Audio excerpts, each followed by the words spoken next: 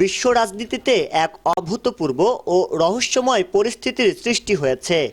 একদিকে মধ্যপ্রাচ্যে যুদ্ধের দামামা, অন্যদিকে খোদ মার্কিন সামরিক বাহিনীর অভ্যন্তরেই দেখা দিয়েছে চরম বিরক্তি।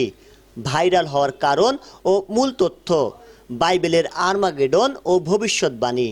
অনেক বিশ্লেষক ও ধর্মীয় নেতা দাবি করছেন, বর্তমান ইরান ইসরায়েল সংঘাত মূলত বাইবেলে বর্ণিত শেষ সময়ের যুদ্ধ বা আর্মাগেডন এর সূচনা।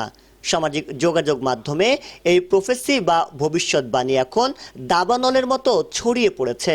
সেনাদের অনীহা, অভিযোগ উঠেছে অনেক মার্কিন সৈন্য এই যুদ্ধকে অবৈধ ও নীতিহীন মনে করে যুদ্ধে অংশ নিতে অস্বীকৃতি জানাচ্ছেন। বিশেষ করে যারা ধর্মীয়ভাবে বিশ্বাসী, তারা এই যুদ্ধকে ঐশ্বরিক পরিকল্পনার অংশ মনে করে মানসিকভাবে বিপর্যস্ত বোধ করছেন।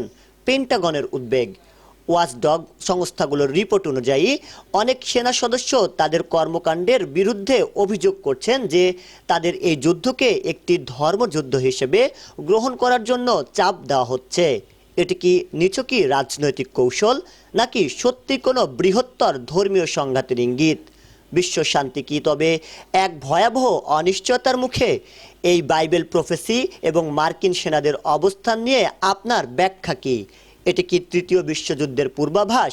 আপনার গুরুত্বপূর্ণ মতামত কমেন্ট করে জানান এবং এই গভীর বিশ্লেষণের খবরটি শেয়ার করুন। শাহরিয়ার হিমেল, ডেস্ক রিপোর্ট, নবরূপ টিভি।